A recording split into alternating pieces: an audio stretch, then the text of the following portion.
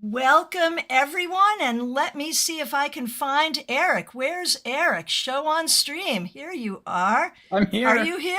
Are you I'm here? I'm here. You are. You absolutely are. And I'm so glad that you are. And welcome to everyone who's here. Oh, Michelle's Mystic Corner. I am so glad you're here because we're going to use your cards today. I was just telling Aerik that I was hoping you would be here. Okay.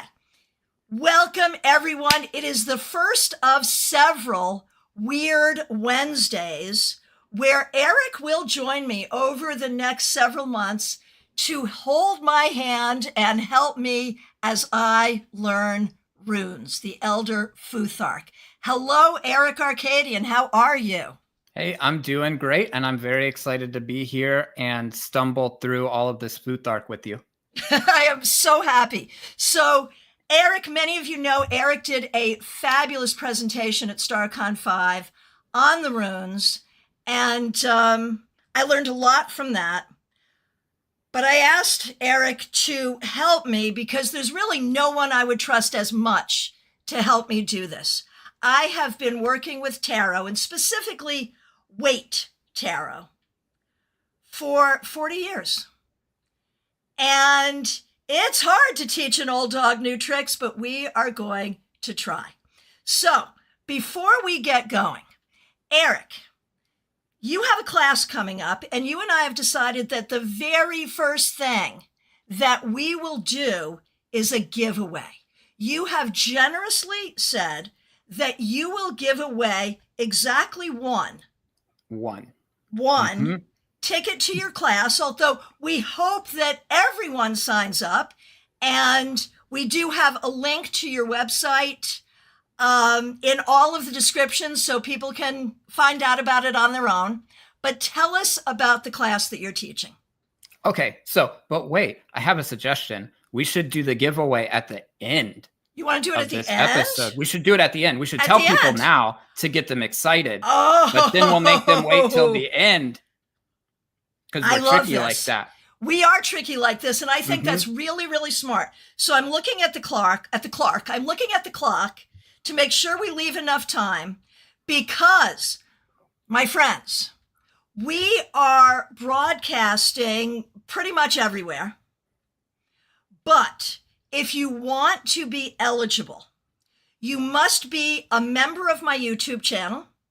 You must be present on horizontal YouTube, good old-fashioned TV YouTube.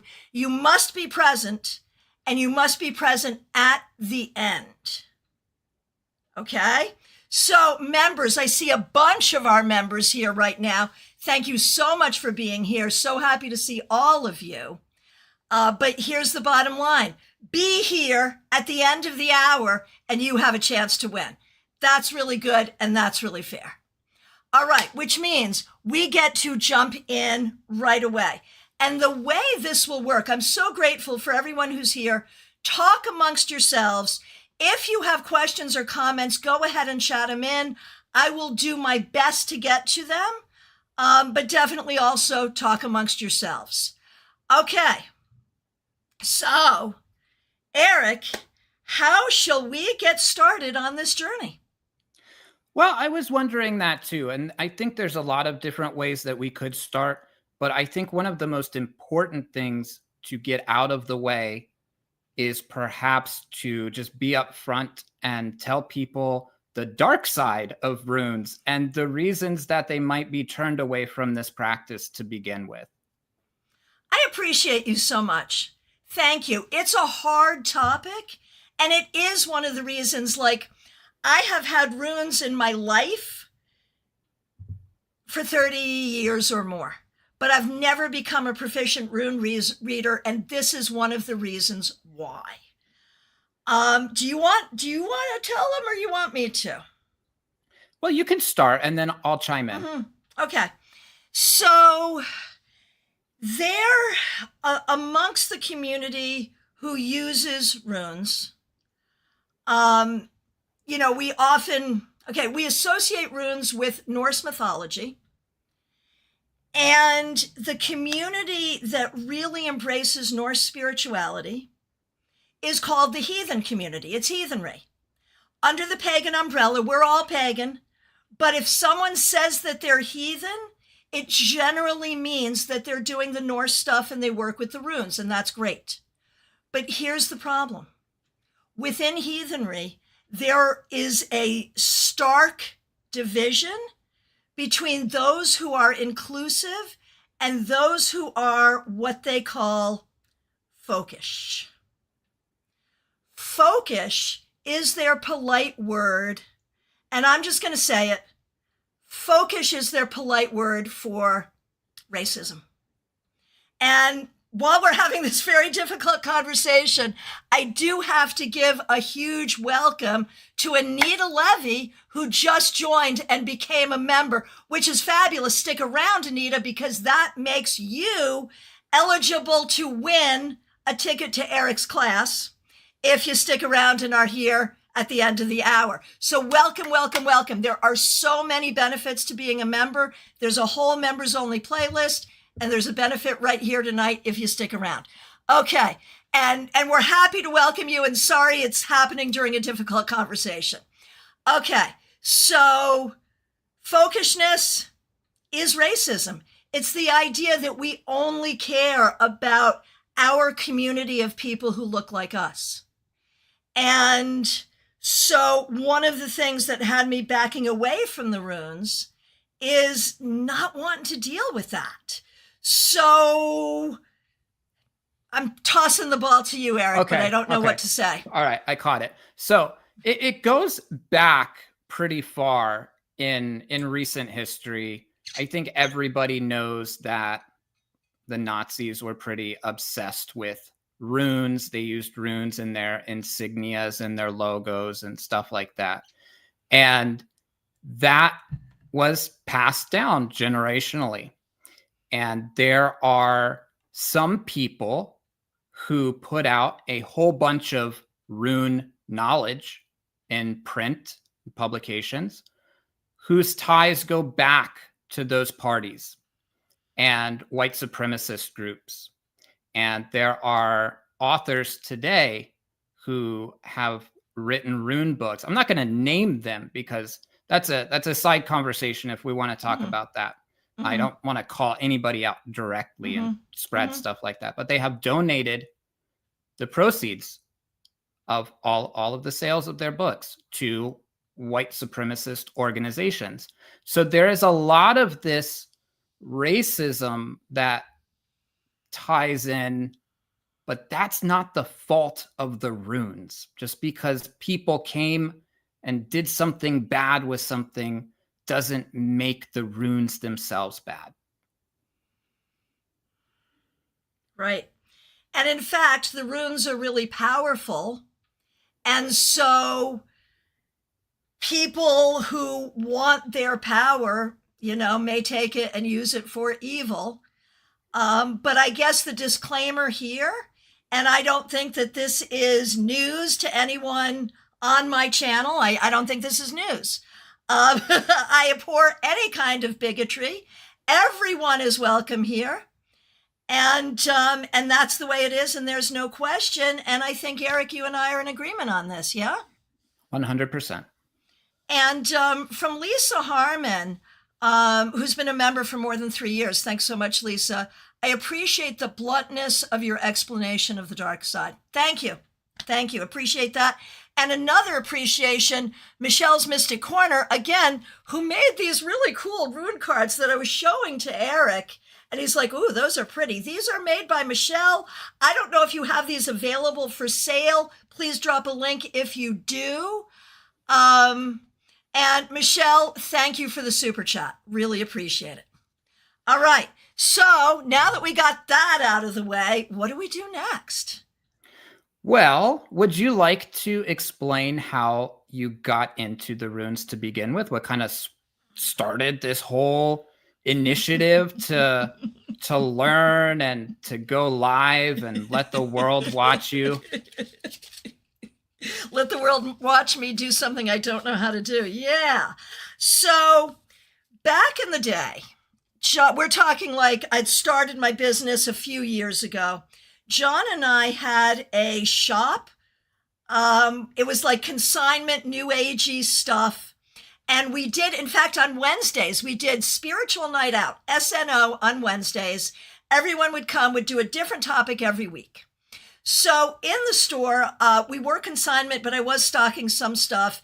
And I got the Ralph Blum runes. Now, Ralph Blum kind of was the guy back then.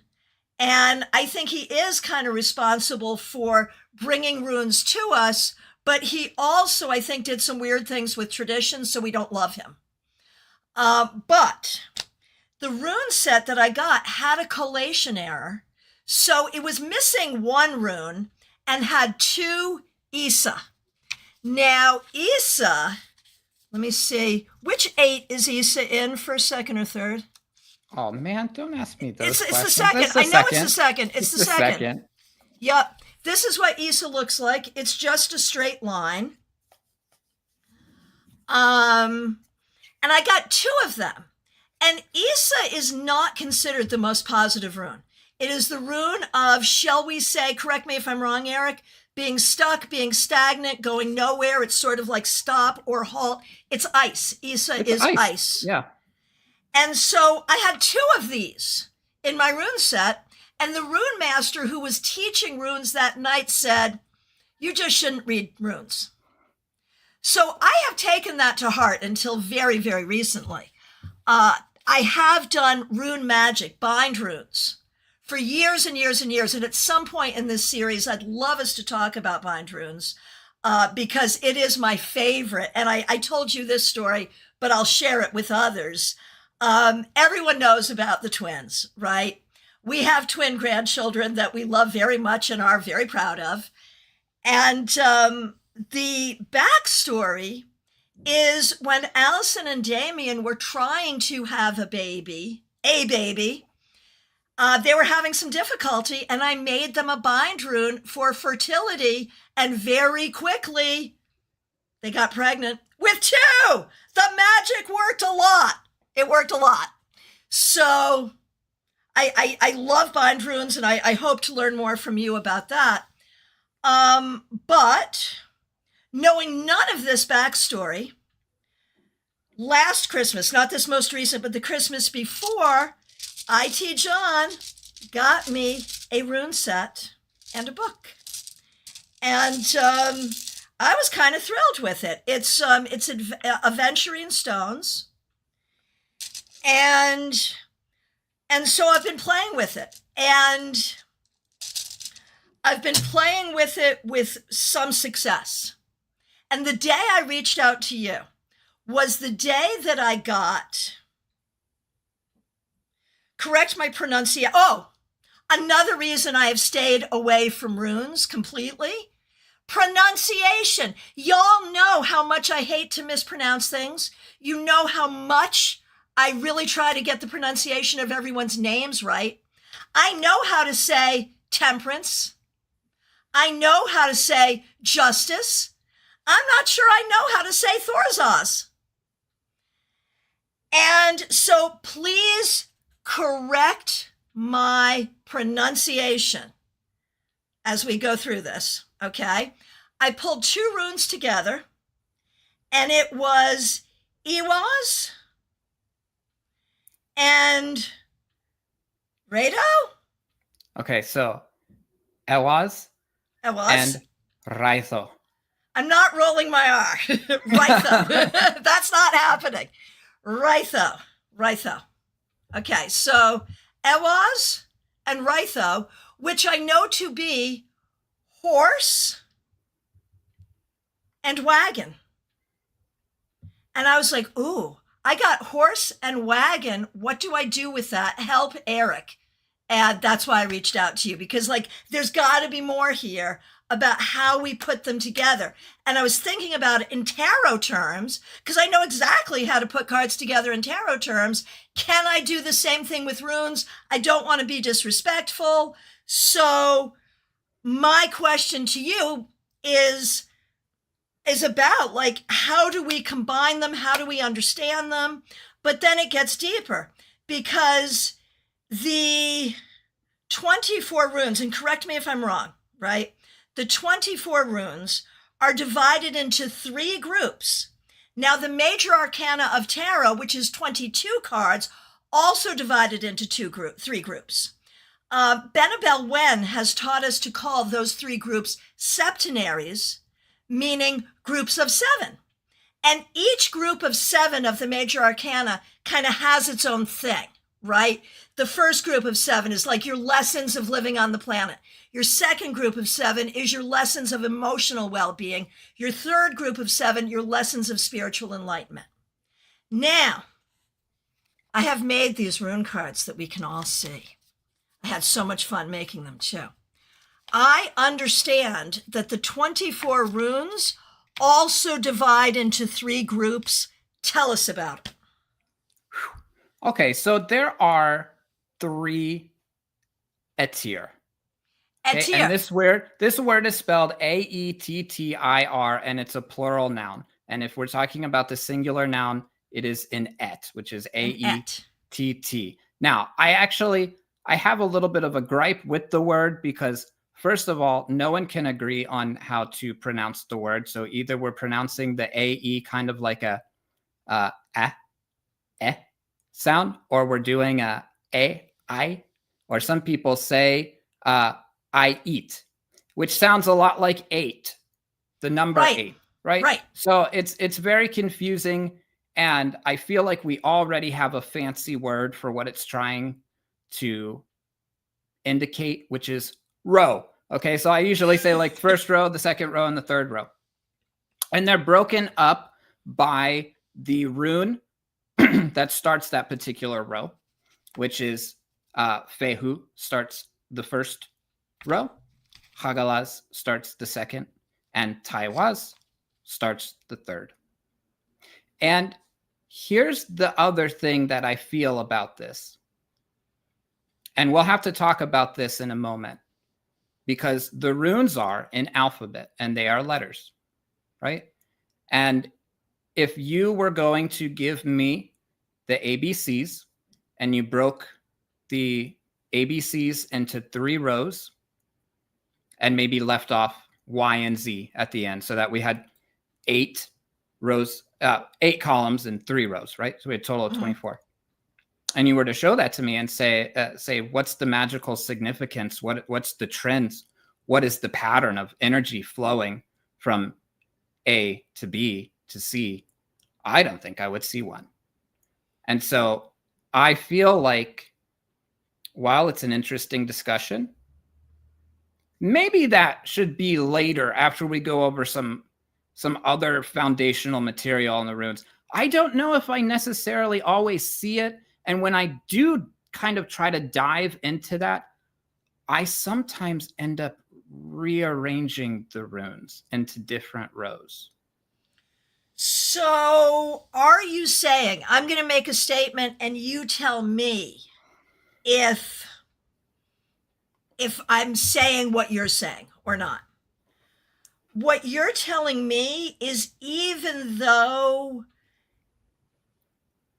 the major arcana divides into 3 and the runes divide into 3, we're not going to make a lot of that, and we're not going to see it the same way, because with the major arcana, we see a clear story from card to card, and we see these groups as having something similar.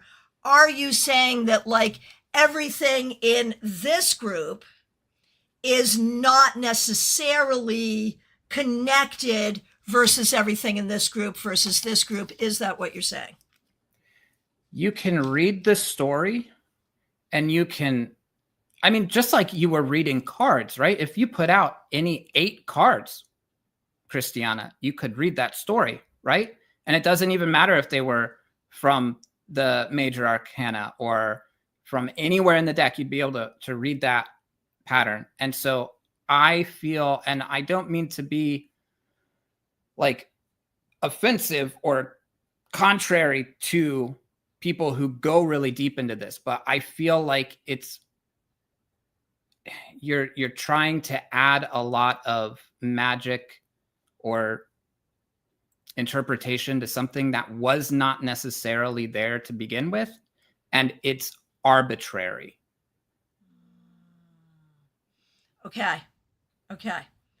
And, I will say for as long as I've been studying tarot seriously in the age of the internet, I have noticed that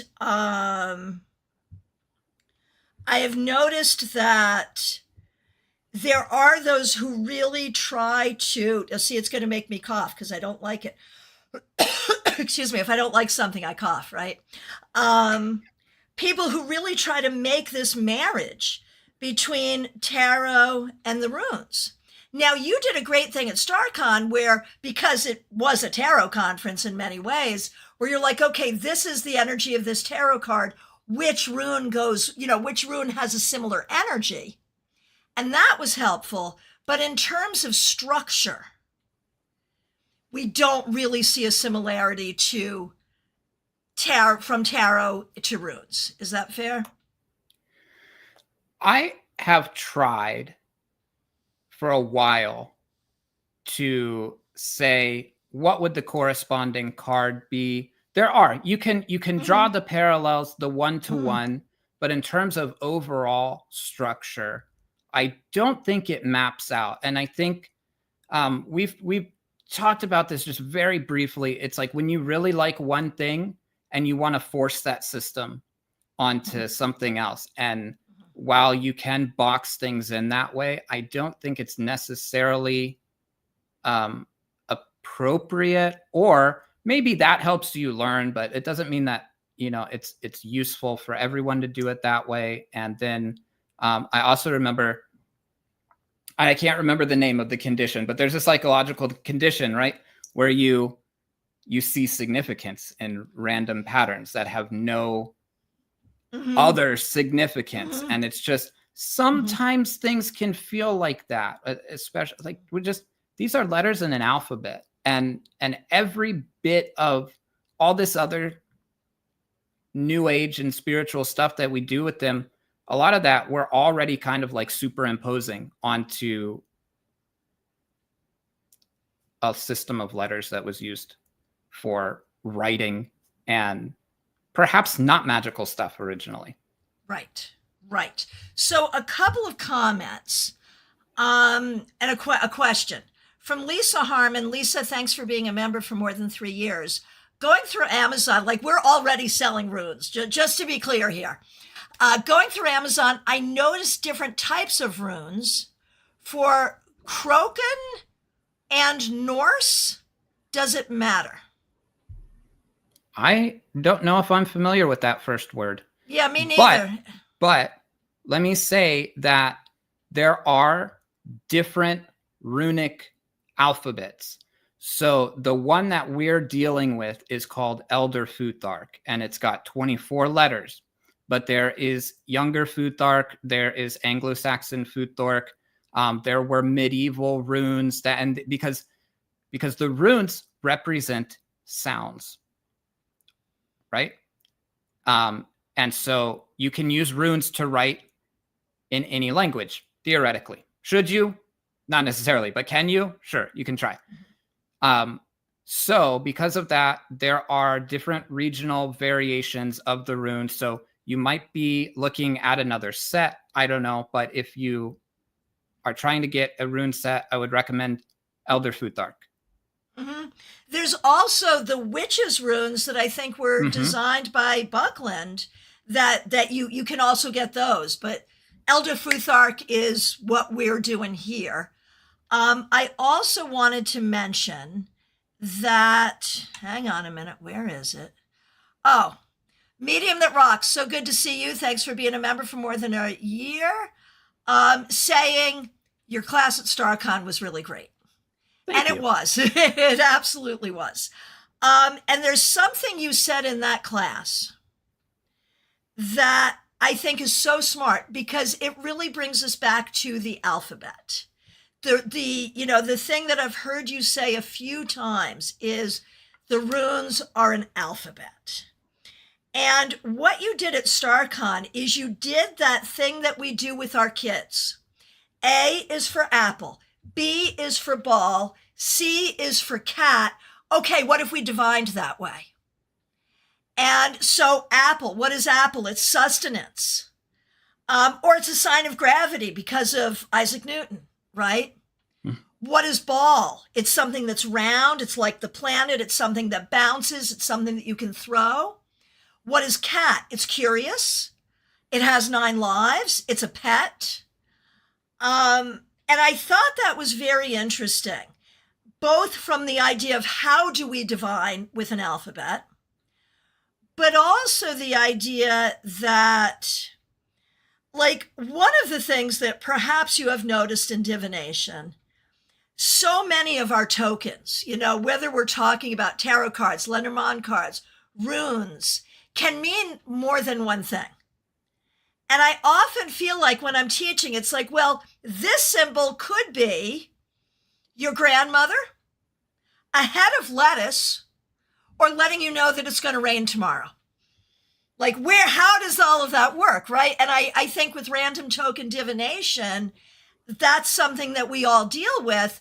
And I know this wasn't what you were going for, but I wanted to share this with you, that when you did that ABC, it suddenly clicked, like B for ball. It could be the world. It could be something round, but it also could be bouncing. You need to bounce. It could be something you need to throw or something you need to catch.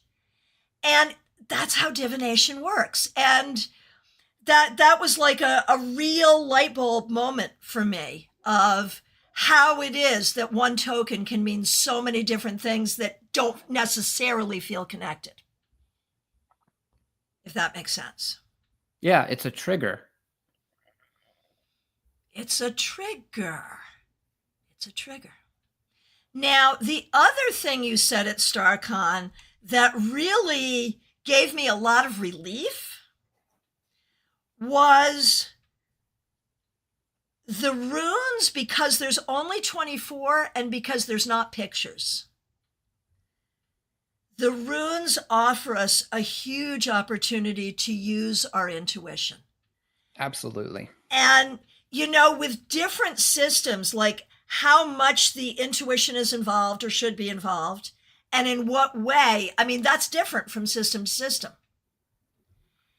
And so let's go back to my original example, and I'll find them for you.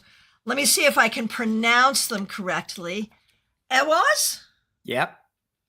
And I'll have you know I went to the correct Etir?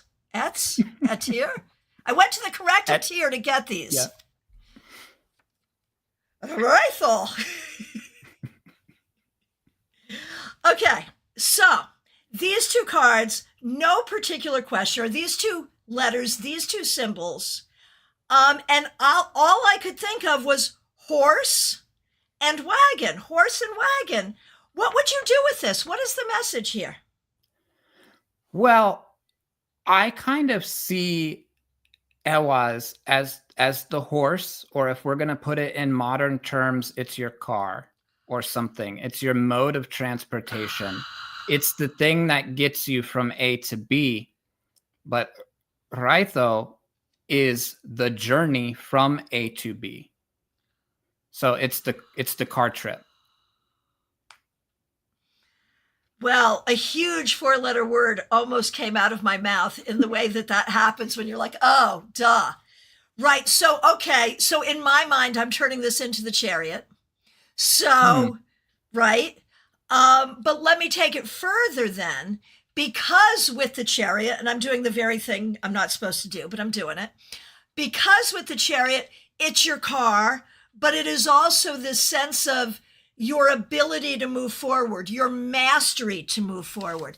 Is there mastery in this symbol as well? Like, is that part of it, or is it really just what gets you there? I think there could be, but if I'm really reducing it, it's to me, it's more on the thing that gets you there. Mm-hmm. So, okay. Let's play with this for a minute. The thing that gets you there. Back in the day, I went to a lot of Grateful Dead shows. And I was not going to these shows completely sober. In fact, I was not sober at all. And so we would talk about the trip, okay? I mean, Grateful Dead, that's acid rock. There's a reason it's acid rock, right? So the acid trip. In that case, the drug is what gets you there. Yes or no? Yeah. Yeah? Okay. Yeah. Okay. Now, the person who develops the problem with the drug,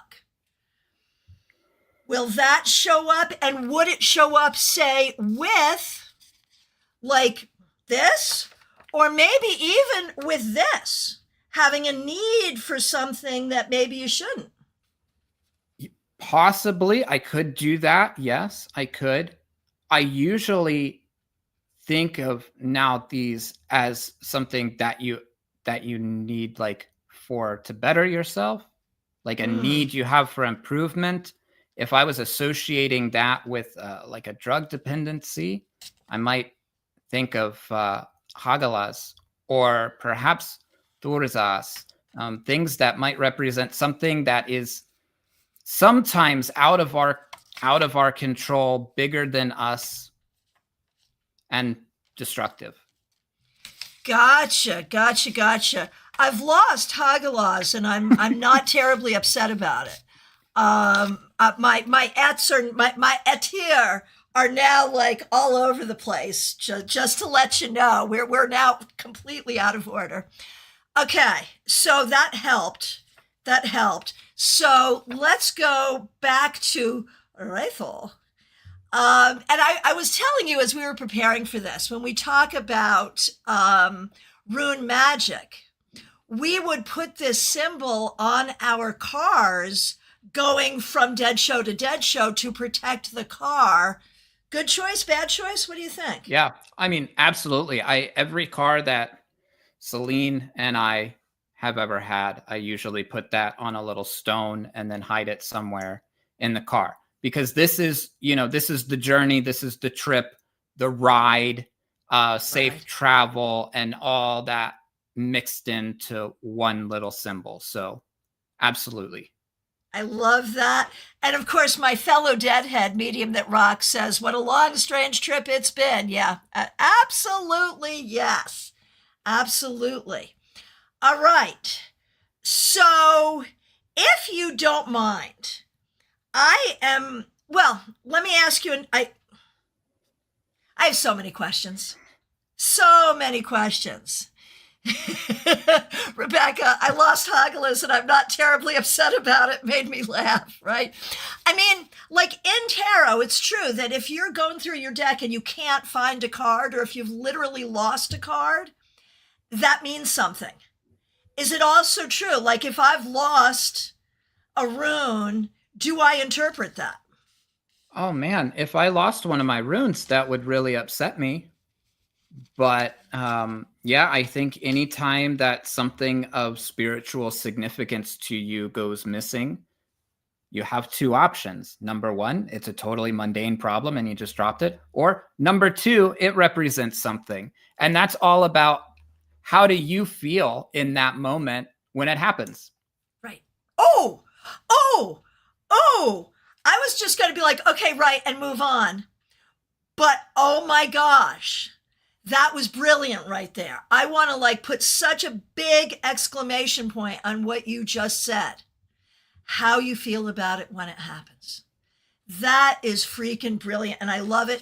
And in case anyone was concerned, I did in fact find Hagalas. Now, a couple of questions.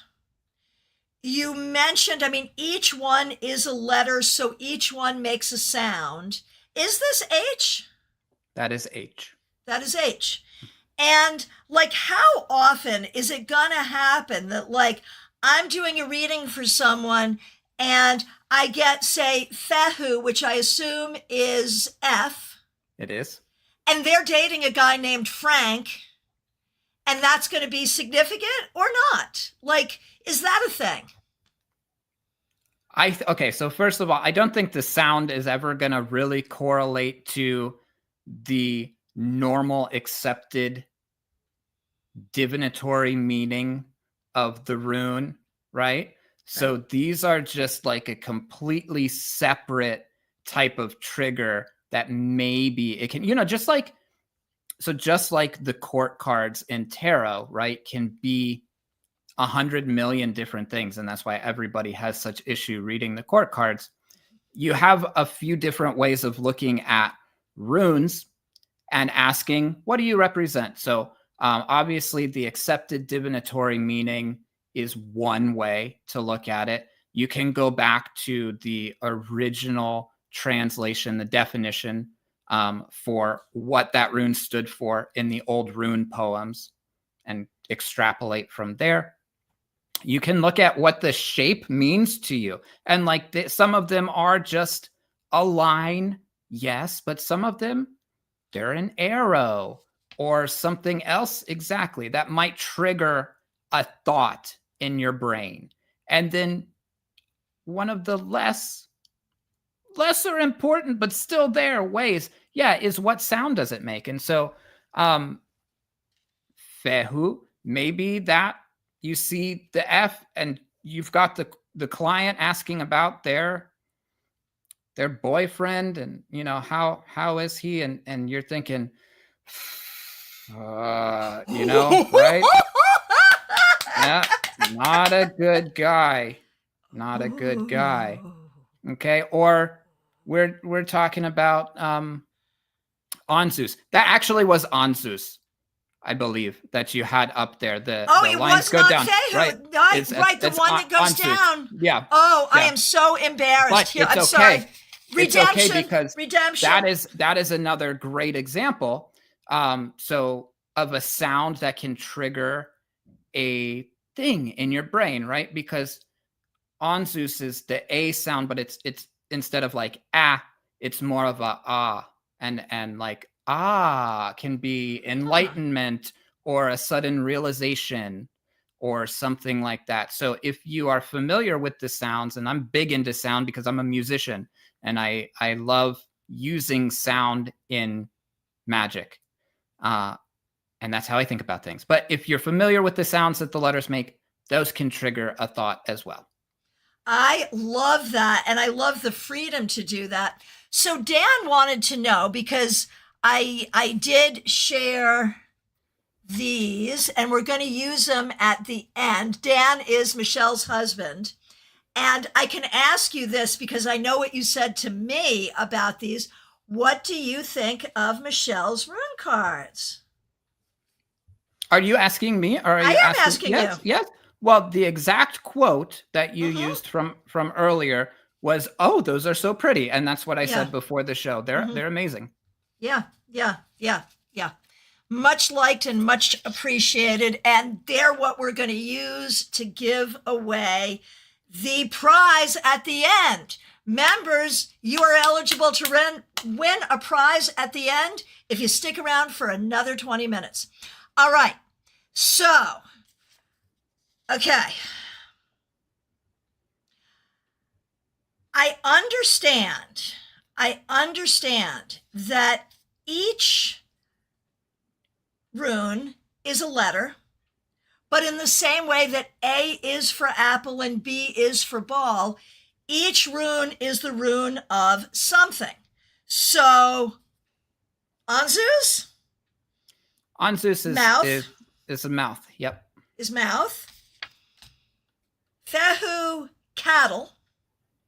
Cattle, but okay, see, here's where it gets interesting, right? So, what do cows mean to us now in the modern day? Maybe they're food. They're food. I mean, they're food. Maybe they're food, right? Yeah. So, but this is not necessarily what it meant to the people that were using this alphabet 2,000 years ago. In that sense, cattle was something that you used in a transaction. That was how you paid for things. They represented wealth. It was a status symbol. I own 1,000 cows. I am wealthy. So for that reason, fehu is wealth or money or a fee. Mm-hmm. Mm-hmm. Makes sense. Okay. This bad boy. Okay. Is Urus. an animal I've never heard of. Talk to me about this guy. So Urus is the wild oryx, which is an ancestral animal to the wild ox, or the, what you may picture as oxen dragging a plow today on a farm. So this is different from like the cattle depicted in fehu, which are transactional or wealth, whereas the ox of Urus is a sturdy, strong, enduring animal that we therefore associate with strength or health. Strength or health. Oh, and Rebecca, this is your favorite rune. Tell us why. Can you please say more? And Mordecai over on Twitch, wait, is the word I was talking to in another chat? I have no idea what you're asking, but the word Wyrd, W-R-D, W-Y-R-D, this is Weird Wednesday. We'll have many of them, or at least a few. I have heard this word pronounce both word and weird. What does it actually mean? So I say weird, and essentially what we're talking about is the equivalent of the Greek fate. And in Norse mythology, you had similar characters to the fates, and they were called the Norns. And they were these three sisters that lived at the foot of the world tree. And sometimes they're called the Wyrd sisters. And they carved the runes into the trunk of the tree. And this is what manifested reality. Am I oversimplifying the myth? I am oversimplifying the myth. But essentially what we're talking about is fate. So that brings us to something else. As I was studying, this rune, which I understand is Perth or Pertho, is that right? So it's Perthro or Pertho. Pertho. Yes. Pertho. And Pertho. that is one of the 3 misunderstood and problematic runes that you will find in the Elder Futhark alphabet. Do say more, please. So, Elder Futhark is a reconstructed alphabet. And what I mean by reconstructed is that we don't have anything written. There was no writing in Elder Futhark. Sometimes the symbols were carved onto things. The amount of inscriptions we have that actually contain Elder Futhark is very low, historically speaking. Most of the things that were written at the time were in Younger Futhark. Younger Futhark we can use to read and do things like that. It's, you can write in it, it works fine. And we understand the names of the letters in Younger Futhark. And we also understand the names of the letters in corresponding similar alphabets like Anglo-Saxon Futhark. So when we went back and we decided we want to have names for the Elder Futhark letters, we looked to other alphabets to try to extrapolate and trace back the names. Here's the problem. Most of those names came from Younger Futhark, and some of them came from either the Gothic alphabet or the Anglo-Saxon Futhark alphabet. And this, trying to throw out these alphabet names and confuse everyone, but like what you need to understand is we have an alphabet with 24 letters, and we were looking at an alphabet with 16 letters to get the names from. So what did we do for the other 8 letters in Elder Futhark? And for some of them, we reached out to other sources, and for some of them, we kind of guessed. And unfortunately, on those 3 letters, The three problematic ones are Algi's, Perthro, and Ahwaz. Those are the problematic ones because there was perhaps some corruption. That is Lagus. No, that's Lagus. I'm wrong. Okay, keep going. I'm not going to be able to get it. Go ahead. So there was perhaps some corruption on the original sources where they were pulling the names and what was written in the rune poems. So they got kind of confusing.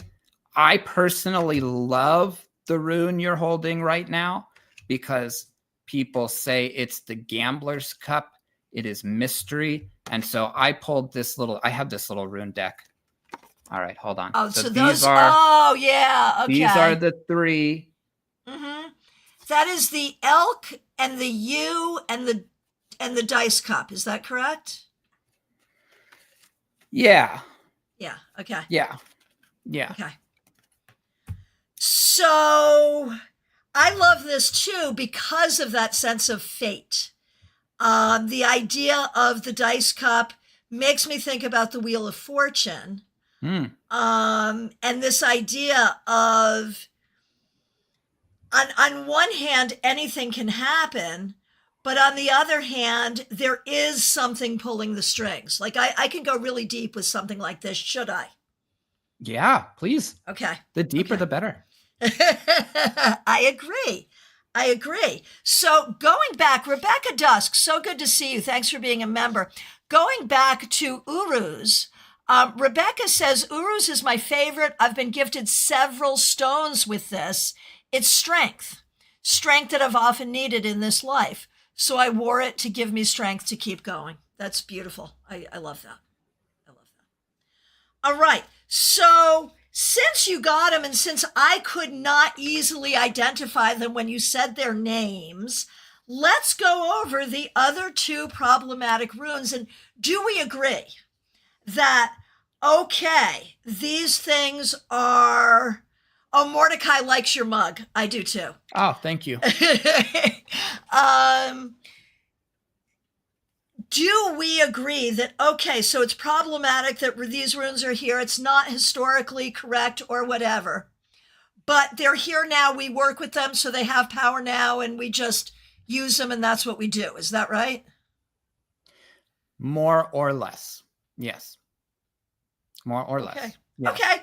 So I think, okay. I think if you pick up two different rune books, they might, sometimes the name of those runes gets shifted to the other or shifted around, or sometimes the names come across differently, which is kind of universal for the runes, but like especially on those three, sometimes the names will be spelled or pronounced differently depending on what source material you're looking at, because there's not really one good historical attestation to tell us what it was supposed to be.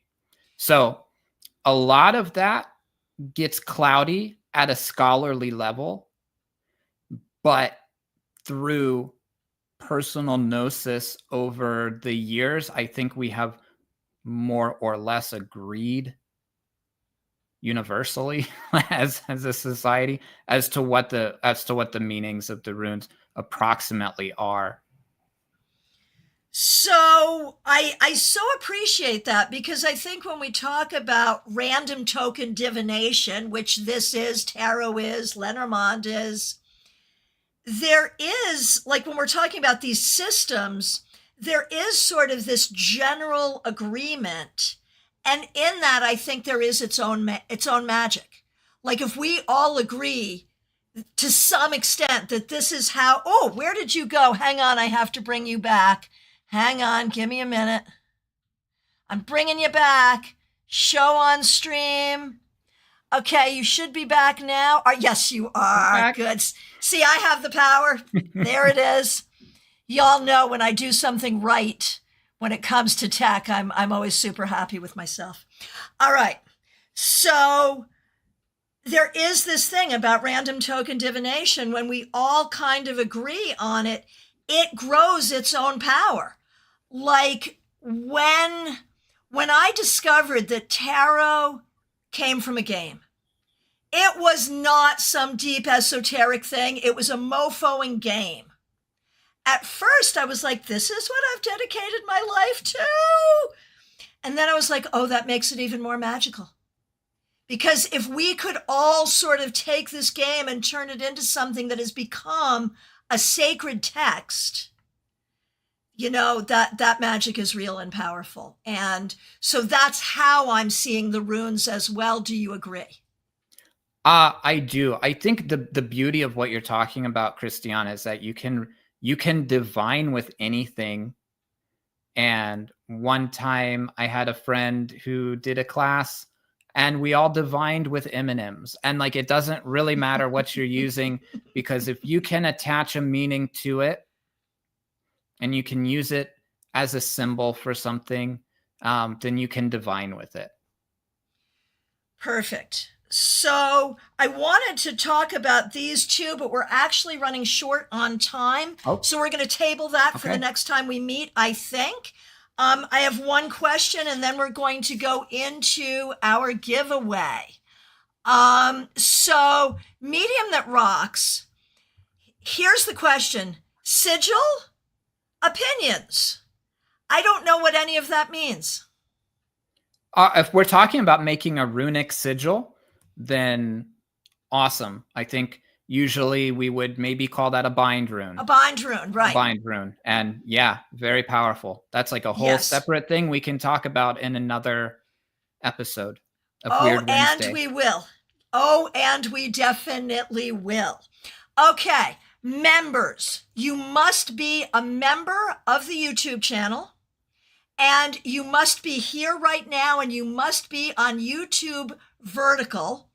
Before I say the next thing, I'm going to say thank you to Mordecai on Twitch, who says, this is an interesting stream, very informative. Yay, thank you. That's exactly what we're going for. Okay. First of all, tell us about your class.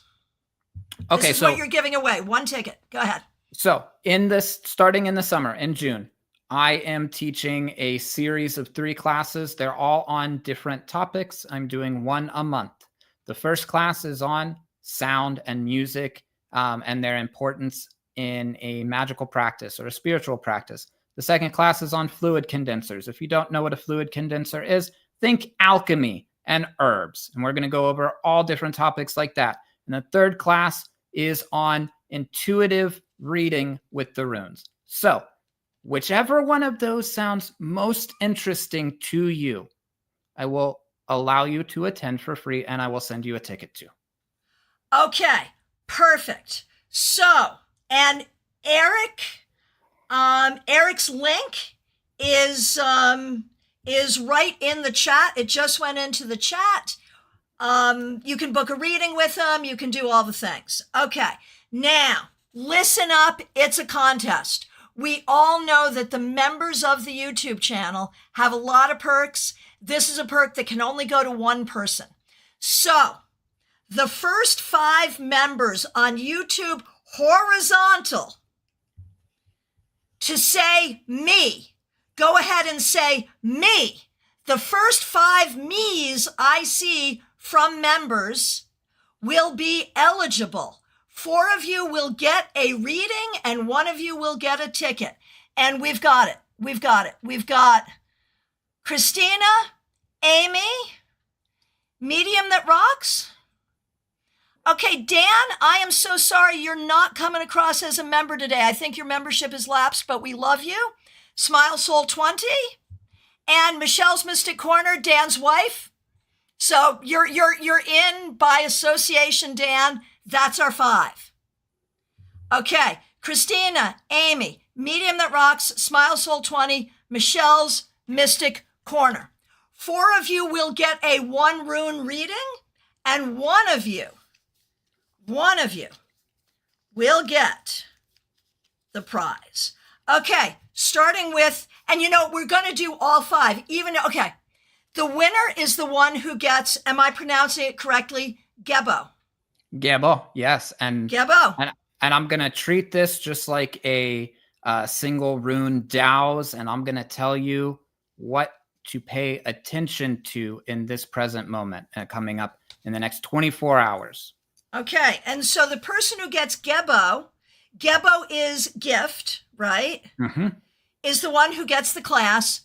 But, okay, every one of the 5 will get a reading. So, the first one, Christina. Christina, thanks for being a member for more than 3 years. You did not win the prize, but you got this rune. Go ahead, Aerik. What can we say for Christina?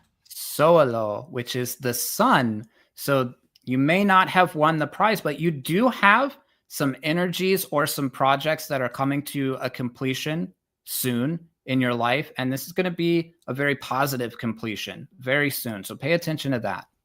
Perfect. I love it. Okay, next up is Amy Foreman. Thanks for being a member for more than 2 years. Amy wins the prize. Okay, so quickly, aside from winning the prize, go ahead and give Amy this reading. Amy, this rune is telling you to pay a close attention to your partnerships or your close relationships over the next day or so. All right. And I text with both Amy and you, so it's going to be easy for me to hook the two of you up to figure this out. So Amy, you win the prize. Medium that rocks. Here's a reading for you.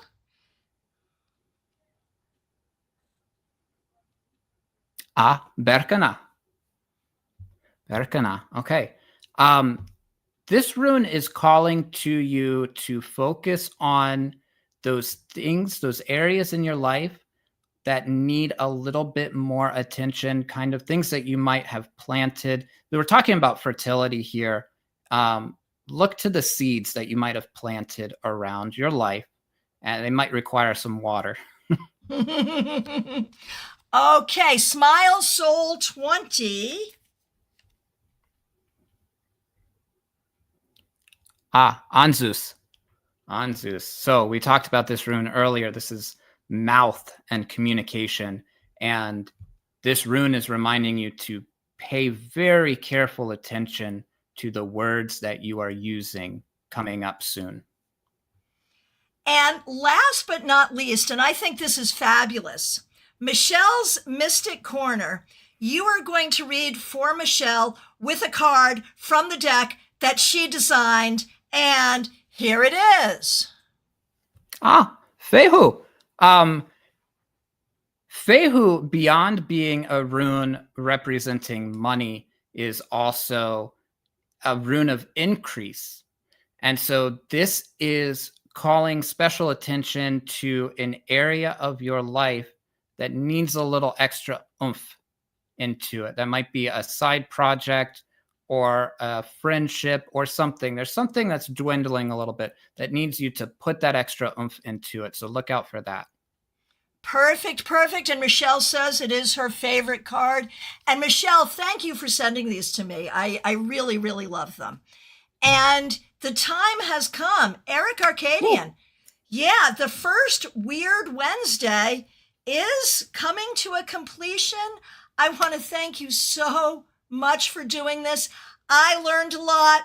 Everyone here, did y'all learn a lot? What did I learn? I learned so much. And let's do it again next month. And let's do it for a few months until we run out of to talk about. I love that. Yeah. I love that. So, Aerik Arkadian.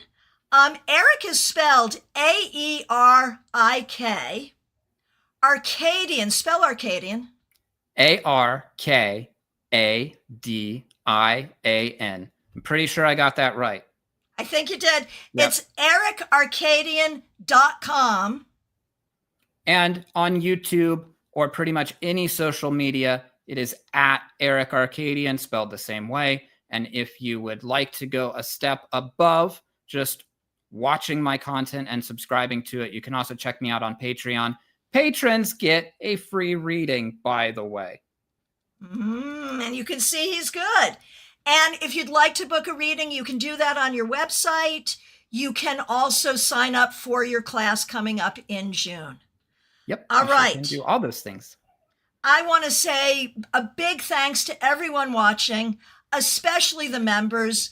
Thank you. Welcome, new member Anita. Thank you to Michelle, not only for this great deck, but also for the super chat. Really appreciate that.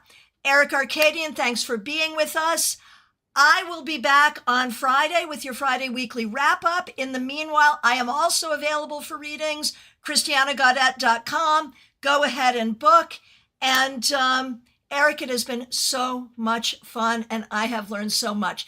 Thank you, and thank you, everyone. We'll see you soon. Thank you.